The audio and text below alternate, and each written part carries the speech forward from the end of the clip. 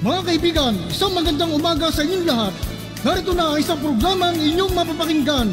Hatid sa inyo ni Mel Elizalde, batikang broadcast journalist, sa kanyang pagtalakay sa mga napapanahong balita sa loob at labas ng ating bansa. Gayon din sa pagbibigay ng mga kalaman na kanyang tinipon tungkol sa kalusugan, ekonomiya, agrikultura, pangkabuhayan, politika at ang sitwasyon sa katahimikan ng bansa.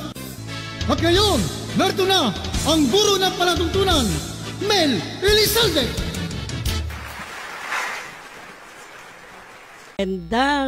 Magandang hapon po sa inyong lahat, mga minamahal naming taga-subaybay. Kumusta po kayo?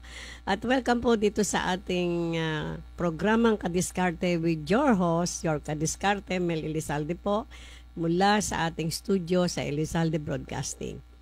Ako po ay humihingi muna ng paumanhin kasi ilang araw na naman tayong hindi nakapag-program kasi dami hong trabaho. Tapos medyo dinapuan tayo ng malat-malat. Kumanta ho kasi ako sa isang sa isang malakihang awitin. Wow, no?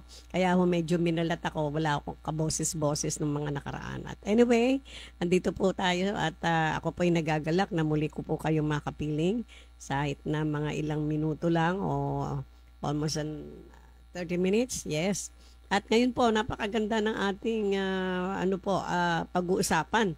Ngayon ay March 13, 2024. Ang bilis ng araw, no? Ikatatlong buwan na mula nung tayo ay natapos ang taon. Talaga hong ganyan, parang may humahabol sa atin. But then, ito po, ang ating pag-uusapan, yung ating pong second lesson, personal development, no? Na kung saan ay sinasabi nga yung betting on yourself.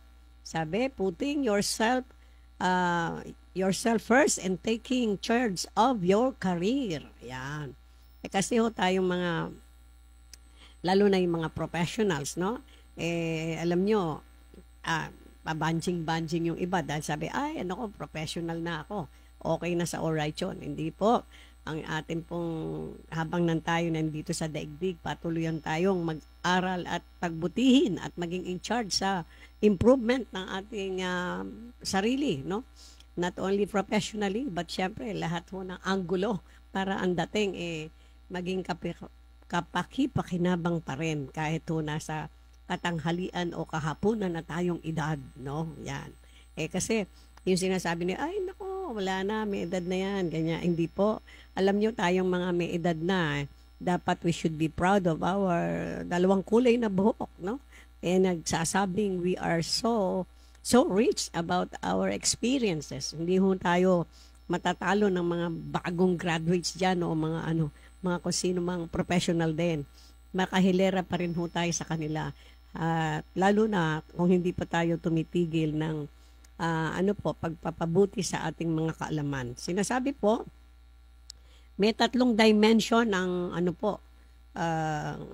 ang personal development, no? Sinasabi, una, yung formal education. Alam na natin yon, di po ba? Formal education nakukuha sa mga schools, universities, and colleges, no? At siyempre, mahalaga din po yon kasi naalala ko, meron ho akong kakilala, napakagaling, magaling sumulat, magaling magsalita. In fact, nakapunta po siya sa mga iba't ibang bahagi ng daigdig. But then, ang hindi lang po medyo nakaligtaan yata ng mama na siya ay magkaroon ng mga credentials sa formal education niya. Yun ho ang kulang niya. Pero hindi po siya pahuhuli sa karunungan, sa pagsusulat. Alam nyo, dati ho itong nagbo-broadcast dito sa atin, isa siyang Muslim eh. Hindi ko na babanggitin ang pangalan, baka tumangos ang ilong ng mama eh. Pero magaling ho talaga, no? Kaya lang po, parang nagkulang ho yata siya ng, hindi ho niya napagtuunan ng formal education din, ay lalo na po yung mga papeles niyan, ay napakahalaga po sa atin, no? Habang tayo po ay nakikisalamuha sa mga professionals, iba po yung may dala-dala tayong credentials, no, from the universities or colleges that we graduated, no. Iyan ang katunayan na tayo ay nagtapos ng ganitong kurso, etc., etc. Though sinasabi po ng iba na hindi mahalaga yung mga diploma, hindi po. Sa ayaw po natin na sa hindi tanggapin, Mahalaga rin po yon at napakahalaga, no? Nakikita niyo po ba o nalalaman niyo na yung ating po mga OFW na nag-a-apply po sa iba't ibang bahagi ng daigdig. Halimbawa, yung mga engineers ho natin. No? Siyempre, kailangan ho nila yung mga credentials na yan. Kung sila man ay isang magaling na engineer sa kanilang ika nga po, sa kanilang pinag-aralan, pasubali yun. But then, lalo na po kung mag-a-abroad, yung mga credentials po nag-aaling sa mga universities and colleges ay napakahalaga, no?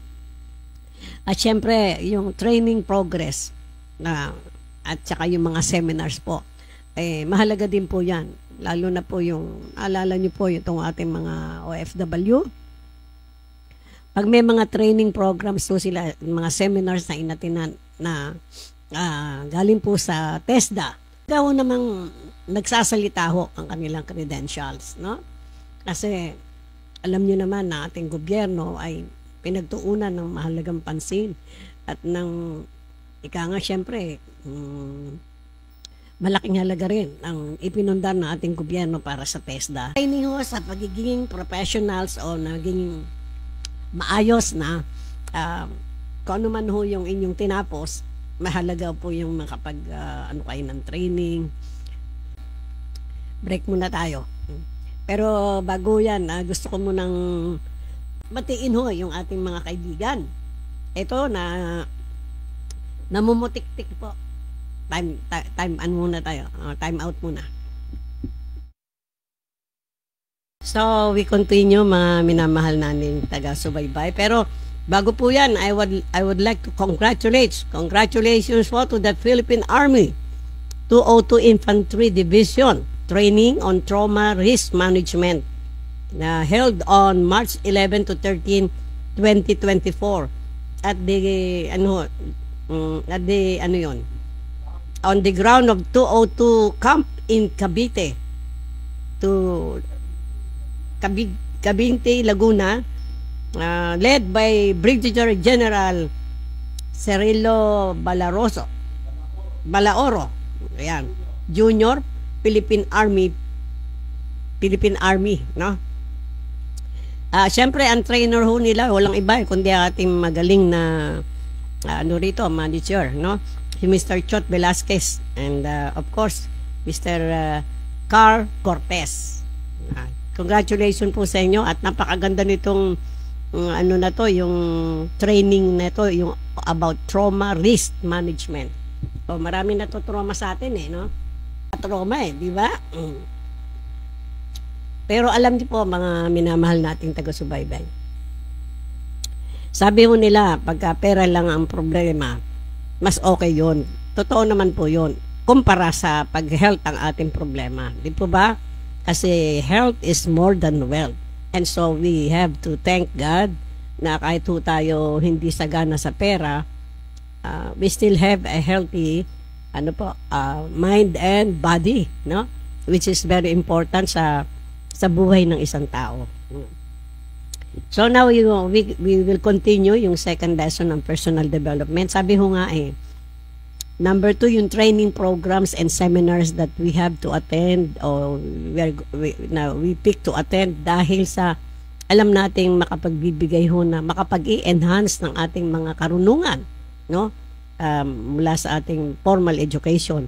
Kasi mahalaga po yun hindi natin ho alam ang lahat ng bagay. Kaya kung meron tayong mga naiisip na i-enhance natin yung mga karunungan tungkol sa kung ano-ano man bagay. Well, malaya po tayong gagawin yan. Sus Maria Josep, ano ba yan? Ayan ho.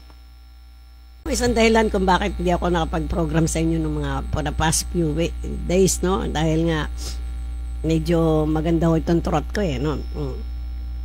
Napaka-importante po yung isa pa, yung self-directed learning, no? Naalala niyo po ba nung tayo mga baby pa, bata pa tayo? Paano tayo natutong maglakad? Paano tayo natutong kumain?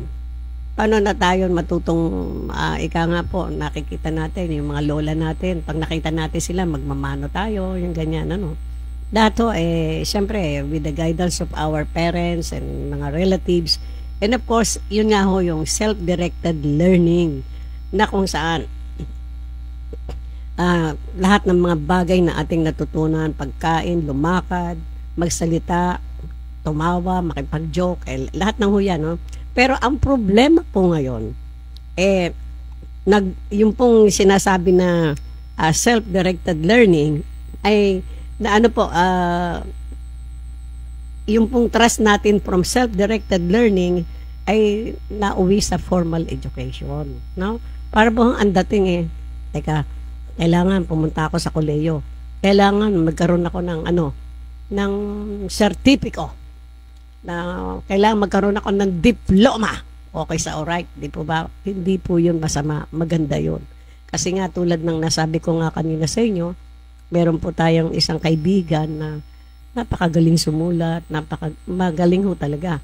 Ang kaso, kulang ho siya ng formal education, wala siyang maipakitang, kumbaga, transcript, no? Which is very important. Pero nakarating po ko sa bansa yan, ano? Ideally po, yung hanggang PhD to doctorate to be qualified to teach. Ayan napunta ho yung usapan natin dyan. Bakit? Kasi naalala ko po, for the past few months, merong umaatake na news na sinasabing, tingnan nyo yung klase ng ng mga estudyante na ating pong na bibigay sa ating bansa. Kulang daw po, hindi masyadong magaling.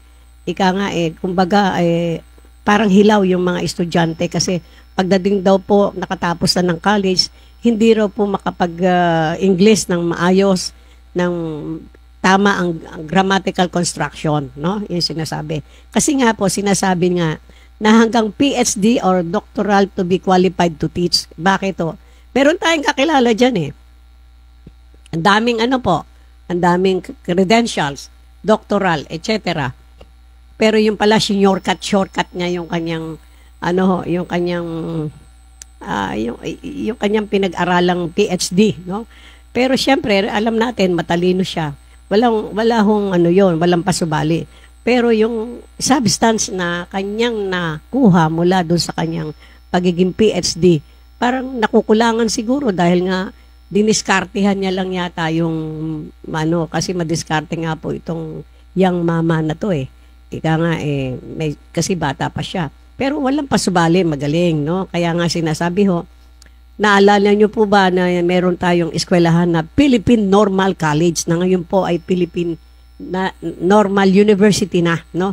Kasi kaya ho sinabing Philippine Normal College, ang kanilang expertise noon ay puro sa teaching profession ng mga karir at hanggang sa alam nyo yung pagpapabuti nila ng mga estudyante na kumukuha ng education and finally pagkatapos kumuha ng education kuha na ng LET, yung license sure examination for teachers na naabutan ko rin yan, no?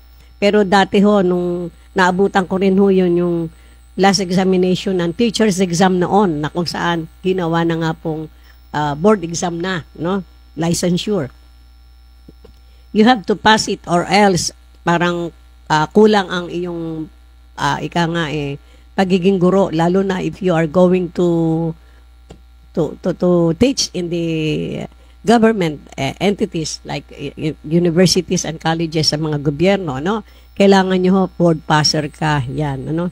At sinasabi nga po na sa education, dito nakasalalay po yung mga estudyante natin, yung kanilang pagiging expertise sa kanilang mga major subjects. Alam niyo po, lalo na pag secondary, may mga major subjects yan, be it English, Filipino, mathematics, science, etc. No? Lahat po yan, may kanya-kanya. Unlike the BSE Ed, teach all subjects sila no? Pero alam niyo po ba, ma-share ko lang sa inyo mga kadiskarte ko. Sa Amerika, alam niyo po, ang mas sinaksaluduhan nila yung mga elementary teachers. Bakit? Nandun daw po ang foundation. Totoo naman, di po ba? Kaya nga, naalala niyo po ba, nung nasa elementary kayo, pagka mahusay ang estudyante, napunta sa high school. Believe ang mga teacher sa high school ba, magaling tong batang to Kasi yung foundation nila sa elementary, primary, magaling. Kasi syempre, bago mapunta sa secondary yan, nag-elementary. Di ba, may kinder pa, tapos elementary. Primary na elementary. And then, naalala nyo po, ang elementary natin doon ay 6 years, no? And then, ang secondary natin ay 4 years. Ngayon po ay ginawa ng 6 years din. Kaya meron tayong karagdagang 2 taon. At sinasabi po nila na kapag nakagraduate ang ating senior high, they are supposed to, parang qualified na silang magkaroon ng trabaho. Ang galing, di po ba? Sapagkat, kumbaga, sinasabi, sapat na ang kanilang kaalaman para sumugod na sila sa pangalawa nilang bahagi ng buhay. Alam niyo po yun. Siyempre, ang buhay ng tao level by level yan no? Mag-aaral muna kayo, nasa kayo, nung kanyong baby pa kayo noon, tapos nag-elementary kayo, high school, tapos yun na nga, nakatapos kayo ng collegiate, at naging professional na kayo, at ngayon po, ang senior high school ay sinasabi nating they can really have a job kung talagang well-trained ang mga batang ito, no? At alam naman natin, nakakayanin nila. Kaya nga sinasabi napaka-importante ang training and seminars. At syempre, yung sinasabi nating, yung pagtulong natin sa sarili natin na kung saan ay sinasabi nating importante na yung self-directed learning natin. Dahil pagka yan ay nasa puso natin hanggang sa tayo ay nagkaedad, hindi tayo mahuhuli, no? Kahit na may edad ka na, andyan pa rin sa iyong puso yung self-improvement, no? At saka gusto mong talagang matutuhan yung mga ilang bagay na talagang meron kang interest, no? At hindi pa huhuli, no? Wala hong huli-huli sa buhay hanggang nakadilat ka at wala kang sakit, matino utak mo, di ba? Pero lang, kung wala ka na sa katinuan, di ba? Hindi na tayo pag-seminar ng ganyan, no? Kaya nga, pasalamat tayo sa Panginoon kung tayo ay nasa normal pa na pag-iisip at tama ang ating mga kalagayan, pang kalusugan. Hindi lamang kalusugang pangangatawan, kundi number 1 sa isip, no? At saka syempre emotionally, physically, no? Lahat ng no? Financially kasama rin ho 'yun. Di ba, no? Pero bago ho 'yan, I would like to say thank you for yung mga nagre-react po sa atin. Si Miss Grace Ann Villato is watching. Thank you so much.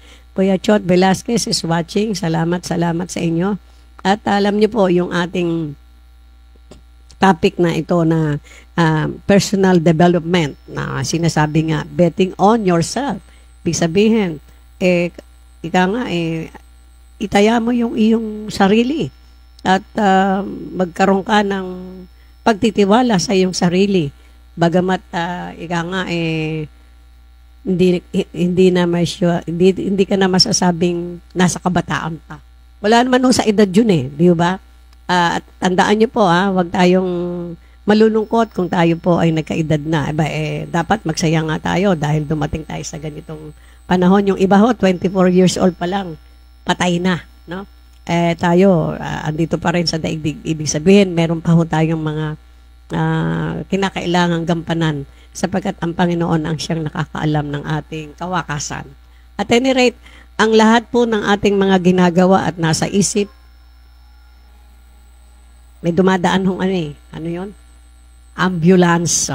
Kasi nandito po tayo sa kahabaan ng fire truck pala yun. Di pala, mukhang may sunog yata, kasi itong sinasabing fire month, no? Kung kailan buwan ng pag-iingat sa sunog, tsaka maraming sunog na nangyayari, no? Nakakapagtaka, no? Pero nung isang araw, last night, yes, narinig ko po na merong ini-interview na sunugan dyan somewhere in Quezon City na sinasabing 2 beses silang nasunugan ng mga panahong nakalipas na araw at sinasabi sinadya daw po yung pagkasunog. Well, sana naman wag naman ganon dahil yung kalupaan na yan ay binili ng isang mayaman tao at pinapaalis na yata sila. Paano ang kalagayan ng mga taong yan? Paminsan-minsan nawawala tayo sa ating mga pinag-uusapan sapagkat ang ating pong programang ito ay talagang naglalayo na dalhin ang ating mga kababayan sa kaalaman ng mga nangyayari around us, ito sa ating mundo, lalo na sa Pilipinas, di ba? Sapagkat ito ang ating mundong kinagagalawan. At syempre, kasama po natin ang buong sangkatauhan, hindi lamang ang Pilipinas. But ang pagmamahal natin sa mundo ay kinakailangang gagawin ho natin dahil ito ang ibinigay sa atin ng Panginoon, hindi ho ba? No? Ito yung ating tahanan. Dahil kahit na yung maganda yung bahay mo dyan, may palasyo ka nga, bigla naman nagiba ang mundo, ano mangyayari dyan sa palasyo mo? Giba rin yan. So pag-igihan po natin ang paninirahan dito sa ating sa earth, no? Dito sa ating mundo na ibinigay sa atin ng Panginoon. Ito nga ang sinasabing mga climate change na to, na kapabayaan din ng mga mamamayan ng mundo ay habang maaga pa gawa na natin ng panahon ng iba yung pagsusumikap bawat isa ay maging malinis tayo sa kapaligiran kasi isa ho yun sa mga dahilan kung bakit nagkakaroon tayo ng climate change. Yung mga basura, ng baka mga basura yan, lalo na po yung mga plastic, no? Ay kailangan na i-guess natin uli si Sir Senyeres dahil nag-text sa akin dahil itatalakayin niya yung mga tungkol sa mga basura na naman. Yan po. So, yan pong ating mga pinag-usapan, betting on yourself, on our personal development. Wag ho natin kalilimutan yan na ating pong pag-ibayuhin ng ating sarili in that manner, sa ganung pamamaraan, ay hindi lang naman natin tinutulungan ang ating sarili, kundi ang ating pamilya, ang ating mga mahal sa buhay, ang ating komunidad, at sa kabuuan ang ating bansa. Sapagkat ang bansang mga tanga, ang mga mamamayan, mahihita natin, no? Kinakailangan ho natin hasain ang bawat isa. At kung hindi man ho tayo nakatapos ng formal education, marami pong paraan, di ba? Ayun, kalabanin po natin yung mga tinatawag na walang kaalaman. Meron ho tayong mga seminars, meron tayong mga mapagtatanong ang mga kaibigan kung hindi natin pong alam upang mapagbuti natin ang ating kabuhayan. And so, maraming salamat po. And I would like to say hello to my good friend and dati ko pong kasama sa Arellano High School. Walang iba kundi si Miss Josephine Zacarias. Nagkasabay kami kanina sa pagluwas at lamang ko nakararating lang niya galing ng San Francisco, USA. Sabi ko, ba't hindi ka sumasagot sa aking mga text? Nahack pala yung kanyang Facebook. Sabi niya, Mel, sige, ko na lang. Pauwi na siya, pabalik na siya ng San Francisco on Monday. Pero itong kaibigan ko na to na nakasama ko sa Arellano for a long time. At in fact, nagkasama po kami sa Teacher Leaders Seminar sa Thailand. That was several years back, no? At kasama ko to, isang magaling na teacher sa science. At later on, umalis po siya sa Arellano dahil nagtrabaho siya sa TESDA. Ang sabi ko nga sa kanya, Mare, alalayan mo ako, kailangan ko yung tulong mo dahil meron kaming ginagawa na ipapa-accredit namin sa, basta sabi mo, ipapa-accredit namin sa TESDA. Alam niyo po, yung mga seminars and mga, anong tawag doon? Modules na atin pong gagawin para sa mga training natin, sa mga trainings, ay ipapa-accredit natin sa TESDA para lahat po ng ating mga iti-trained ay magkaroon ng magandang pagkakataon. No, yan po ang ating mga balakin. So much so with that, maraming salamat po. At syempre, I want to say hello to Dr. Loida D. Diaz, ang ating pong Chairman of the Board ng I.S. Elizalde Foundation. Ayan po, at very soon, marami po kaming magagandang mga balakin na nakaprogram po sa atin this coming summer, no? So, hanggang sa muli, please don't forget to like us, share us, and of course, subscribe us sa atin pong YouTube channel, sa atin pong Facebook channel, sa Elizalde Broadcasting. At Thank you very much kay Diding Elizalde ng San Jose Antique. Thank you, anak ha. Yan ay aking kamag-anak ng aking bana, si Diding Elizalde, isang magaling na nagbo-broadcast din yan. And then siguro ayoko na mga ako kasi binago natin po anak yung ating mga ID. So very soon ayusin natin yan. And so thank you for Let's build the metaverse. Yan, sa ating pong programa very soon. Yan po ay inano na natin, pina-registered natin para tayo ang kauna-unahan na sa magbi-build ng metaverse. Alam nyo, metaverse casting dito sa Elizalde Broadcasting. So, hanggang sa muli, marami po kaming mga magagandang balakin para sa ating lahat. Thank you very much and mabuhay po kayong lahat and don't forget, I always say, I love you all. Bye-bye.